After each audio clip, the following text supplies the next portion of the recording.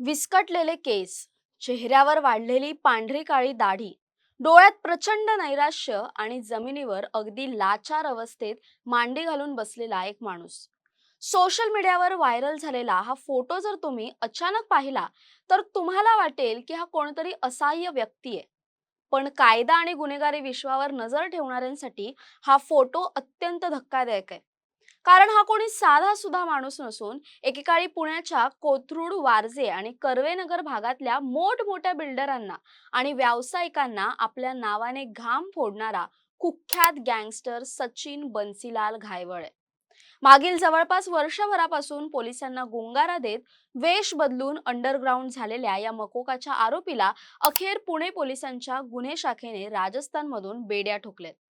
ज्या घायवळ बंधूंचा पुण्याच्या गुन्हेगारी आणि राजकीय वर्तुळात प्रचंड दबदबा होता, त्यापैकी लहान भाऊ निलेश घायवळ सध्या परदेशात फरार आहे, तर मोठा भाऊ आणि गँगचा ब्रेन मानला जाणारा सचिन घायवळ आता पोलिसांच्या कोठडीत आहे. सचिन घायवळला पोलिसांनी कशा बेड्या ठोकल्या, जाणून घेऊया या व्हिडिओच्या माध्यमातून. नमस्कार, मी संचारी आकेरकर आणि आपण पाहताय टाइम महाराष्ट्र. सचिन घायवळचा इतिहास हा इतर गुन्हेगारांपेक्षा पूर्णपणे वेगळा आणि थक्क करणारा आहे.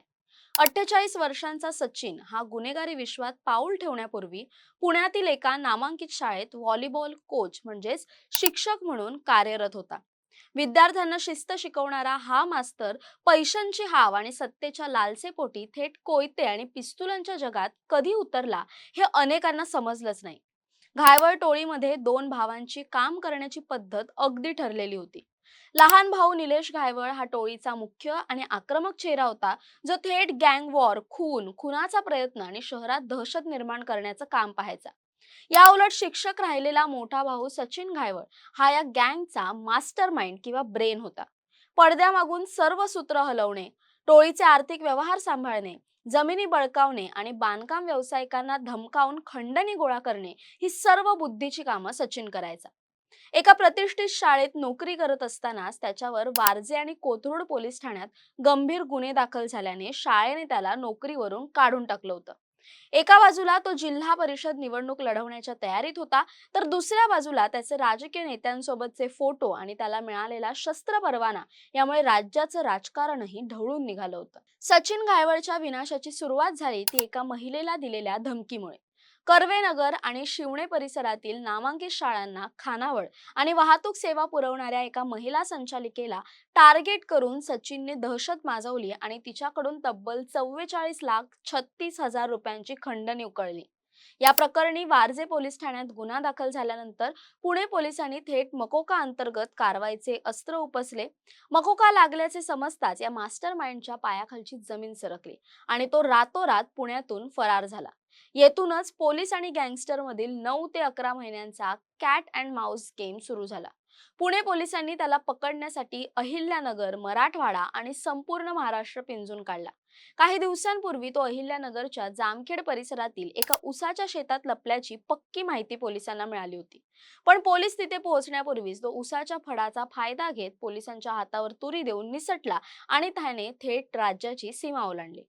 महाराष्ट्रातून पळ काढल्यानंतर सचिन थेट राजस्थानच्या सिकर जिल्ह्यातील धिंगपूर नावाच्या एका दुर्गम आणि अज्ञात खेड्यात पोहोचला. पुण्यात आलिशान गाड्यांमधून फिरणारा आणि ऐशोआरामात जगणारा हा भाई राजस्थानमध्ये नाव बदलून एखाद्या भिकाऱ्यासारखं आयुष्य जगू लागला.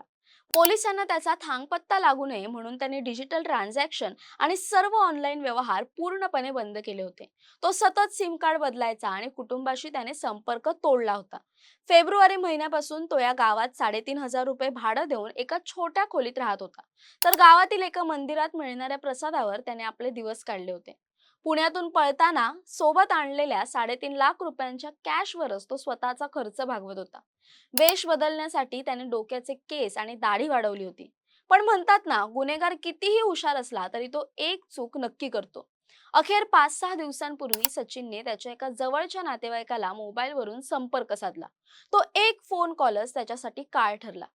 गुन्हे शाखेने तांत्रिक तपासाच्या आधारे त्याचे लोकेशन ट्रेस केलं आणि तो राजस्थानच्या धिंगपूर गावात असल्याची खात्री पटली.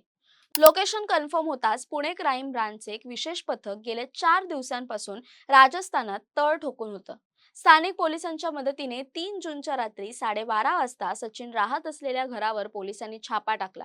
पोलिसांची चाहूल लागता सचिनने पुन्हा एकदा गुंगारा देण्याचा प्रयत्न केला, पण पोलिसांनी फिल्मी स्टाईलने पाठलाग करून या कुख्यात गुंड्याच्या मुसक्या आवळल्या.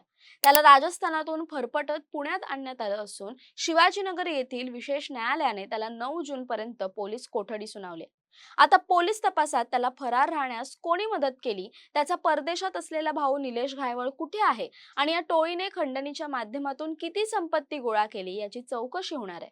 सोशल मीडियावर जे तरुण आज अशा गुंडांचे स्टेटस ठेवून त्यांना आपले भाई किंवा बॉस मानतात, त्यांच्यासाठी सचिन घायवळचा हा फोटो आणि ही कहाणी डोळे उघडणारी आहे. गुन्हेगारीच्या रस्त्याला सुरुवातीला कितीही ग्लॅमर वाटत असले तरी त्याचा शेवट उसाच्या शेतात लपण्यात, मंदिरातील प्रसादावर दिवस काढण्यात आणि शेवटी पोलिसांच्या बेड्यांमध्येच होतो, हेच या प्रकरणाचं अंतिम सत्य आहे. दरम्यान या सर्वाबद्दल तुमचं काय मत आहे कमेंट करून नक्की कळवा. तसेच अशा नवनवीन व्हिडिओसाठी टाइम महाराष्ट्राला सबस्क्राईब करा. धन्यवाद.